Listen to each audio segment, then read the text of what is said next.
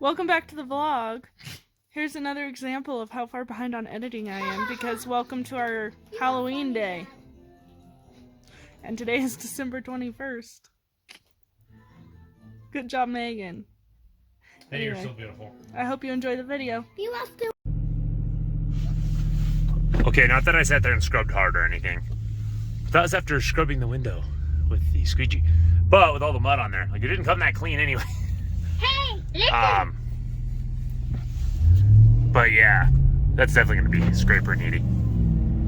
Okay, pulling up to this curb. I went and got gas for Megan since she gets the truck today. But yeah, pulling up to the curb in these two vehicles. Pretty massive difference. Okay, so just in time to cover it up. The boat situation's figured out. After everything, with getting that one, having that one gasket screw up and having water coming where it shouldn't have been.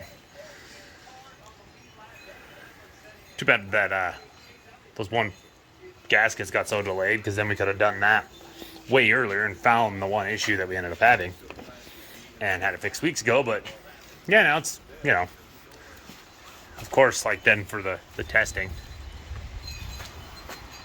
with all the wind and the cold, we were just kind of trying to rush, so I didn't really video much. But yeah, it's all covered up now. It'll be ready to go for spring. And I also put the storm windows on the house, which is kind of interesting because it's kind of old school, but it's kind of neat in a way. And then, I mean, not quite all of where they can reach it, but like this is kind of funny. Like the stuff the deer can easily reach are basically gone. Like they'd have to like be reaching up here. Oh, they're not that bad yet. I was gonna say a lot of times they get like after they freeze and get all rotten, they'll start getting like fermenty because birds have like eaten them when they're like that and then flown into the wall. I think I've seen a deer take a lot more to get it drunk because it's bigger.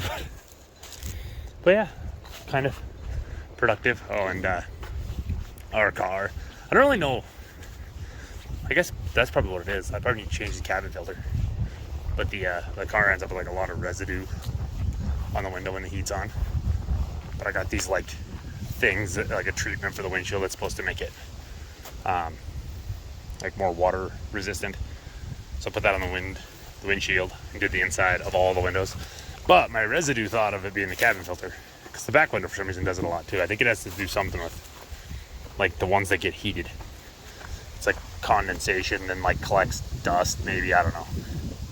Because I haven't cleaned the windows thoroughly in it in a while, until now. But yeah, now I'll get a treatment done on the Jeep, one of those treatment things on the Jeep and truck, and then I'll have more for whenever. Based on this wind, I think I did pretty good, because I kind of wedged this in this corner. Then that one's wedged in between those two, and that one's pretty heavy. That one's lighter than it looks. Hey, this one. But it's like that one. I think that one's. It's two in the bay. I know, because that one's heavy enough that I think it keeps that one from moving, and then that kind of pins all that back into that one. And that one, it looked like it moved a little, so I'm a little worried about that one. But if the wind switched and started coming from this way, it's like this way, that log's in, like it can't really get past that log unless it's a really big gust. And if it's coming from this way, which would be the easiest way for that one to leave, that would be covering it. And there's no gap, so worked out. Oh, look at you. What you doing? What are you doing?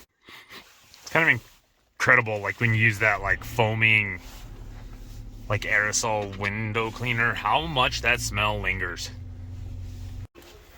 We did end up with one small little auxiliary project, which was changing one of these bulbs, but it's kind of funny. Because like I heard a little, I'm like, what the heck? And turn around and all of a sudden it's dark in this corner, but it's kind of funny. Because like, it's because it's like the Christmas lights, when like one goes out, they all go out. And yeah, it's like you get the ballast or one of the bulbs bad, and then the whole pod's out. It's kind of obnoxious. I don't know if you can really tell anymore, but I just passed a mid-90s Civic, and then there's this Compass in front of me. But it's just fascinating how narrow tires used to be. Just like, yeah, it's ridiculous. It's like, because like this car, it's like they're way, Porsche. Oh, another one. But yeah, it's just kind of crazy how like how narrow tires are, because like the ones on this are like at least double what they are on that Civic. Like I mean, and I know it's like different times, but like that Patriot or that Compass, I mean, like that's, I mean, probably all-wheel drive. They make non-all-wheel drive versions, but yeah, it's like even the ones on my 97 Blazer were like 1.5 of those. It's just kind of fascinating. And I mean, obviously you can still get them for some newer stuff depending on how wide the wheel is, but, and I mean, narrow tires are nice for cutting through snow sometimes. But yeah, other than that, they're not an advantage in any way. But yeah, I mean, to finish that thought, like, it's just really strange because it's like, because yeah, like I said, cutting through snow, but then it's like mud, sand, like any other sort of off-road situation, you want wider so that there's more surface area so you don't sink as easily. Then like when you get to like rock climbing, more surface areas, more traction, and that's the same when it comes to cornering, like for any type of, like, I mean, even just like on the highway, but like more surface area is better for traction, for taking off and cornering and everything, for both a racing and like road use standpoint. Just kind of like surface area is good like almost all the time when you're talking about a tire. So it's kind of interesting that, like, you know, because like that Civic, well, and then this Compass is probably like a mid-teens, so it's like almost all the things that I like. It's not like you're talking about something from like the 50s where it's like cars were new enough where they didn't figure those things out yet. It's just interesting for sure. Okay, so now the Civic that was going way under the speed limit before and is now going over is now passing me. Struggling up this hill. It sounds like it's about to blow up.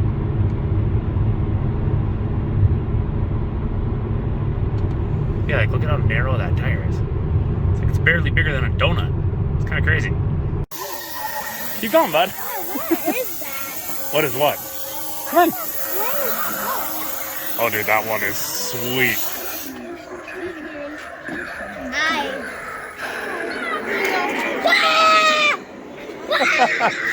That's awesome. Come on, bud.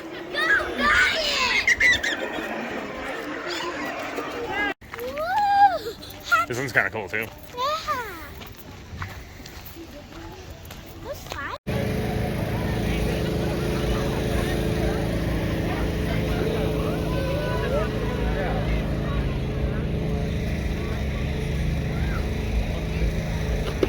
Oh my goodness. Why does he keep... That thing's... What is that thing? It's a Franken vehicle. It's interesting. Truck is one I've got in the back. No joke, it's 5 colors, and we call it Franken truck because it's made up of 4 different trucks. Yeah, I've got this isn't that. This is Mad Max. I've got a 73 square body that's... I think that... colors. Well, it's one now, but like the box came off a 76. Well, yeah. We should have brought Danny brought the truck and just called it Swamp Thing since it's so fucking. Yeah. I know. The dude with the like not a cop, when he was here earlier, he had like something like painted on the side. I guess it'll be posted. What? The skeleton? Oh, there. Oh.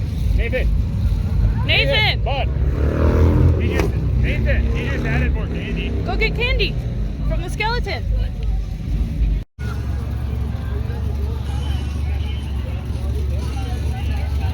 Nathan.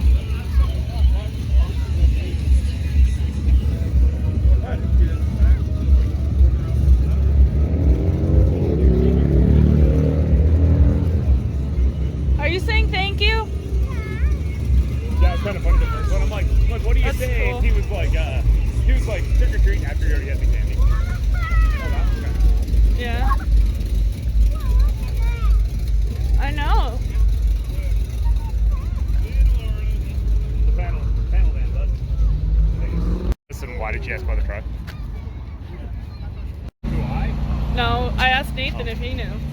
R34.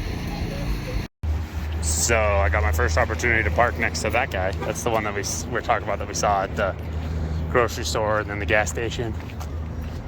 That was like didn't immediately know what it was, and then like kind of was like, oh wait a minute, I got you. This is kind of crazy because look at how close it looks in the rearview mirror, then compared to the backup camera. It's kind of funny.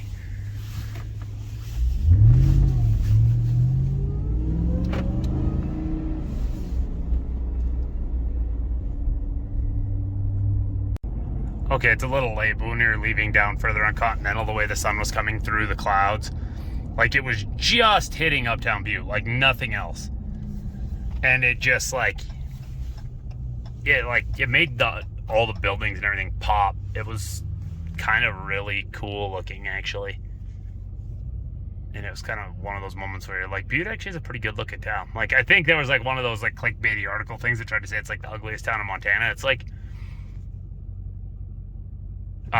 that's definitely not true. I mean, it's like, yeah, a lot of it's kind of run down, but I guess like unless you're like someone that's like, I want everything gentrified and brand new, then yeah, sure, it's ugly. But it's like, if you can appreciate like loads and loads of brick, and a lot of it with some pretty intricate work on it. I mean, even that place that's all screwed up, like look at some of that intricate work, like that place.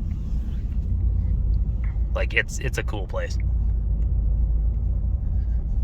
Just too bad there's not like way more jobs.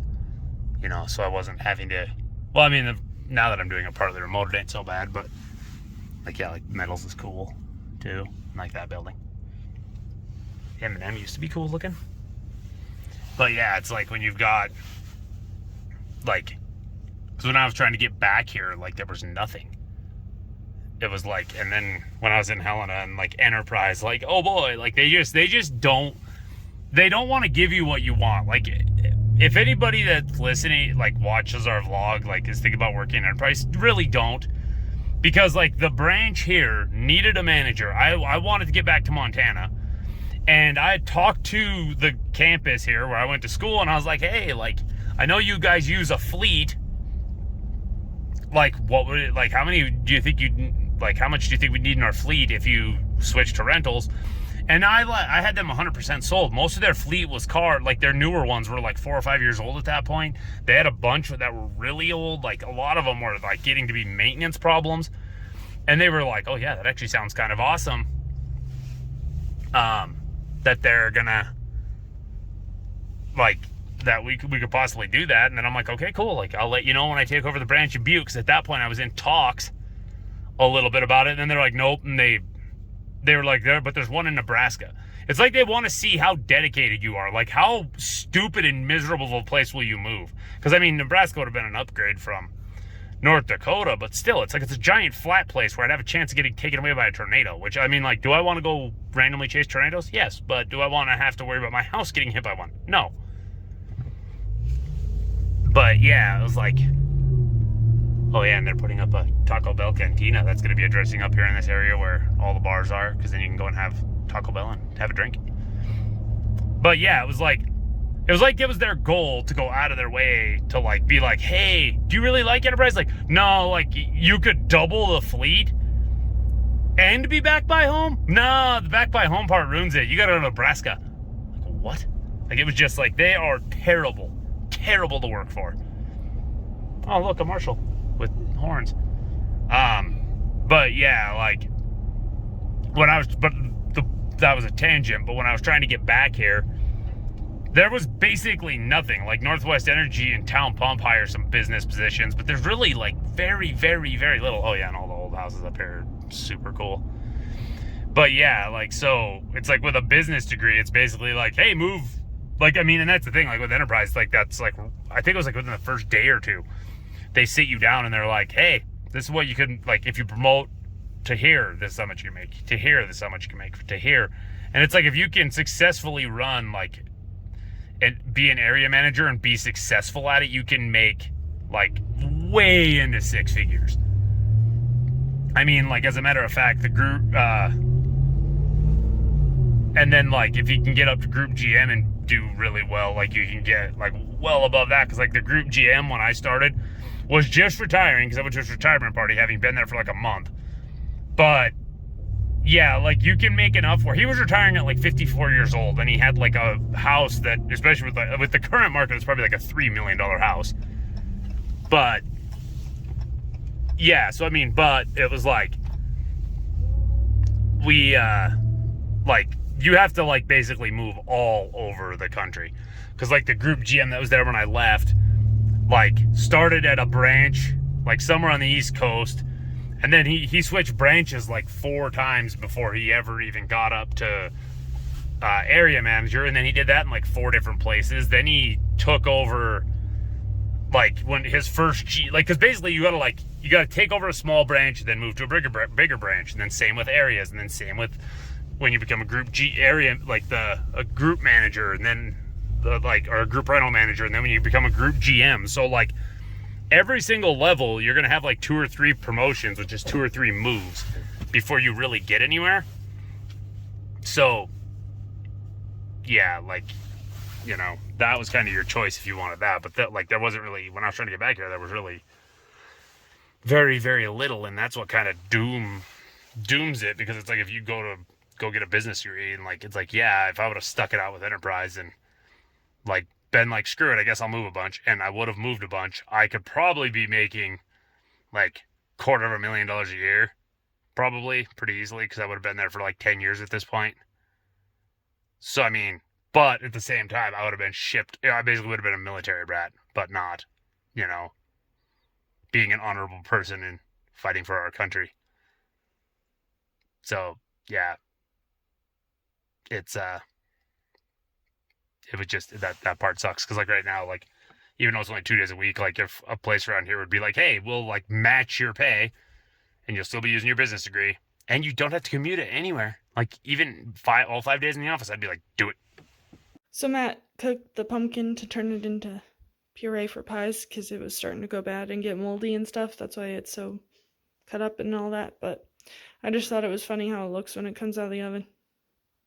Thank you so much for watching this video. Don't forget to like, comment, subscribe, share it with your friends. I love you, Mom. I'll see you in the next one.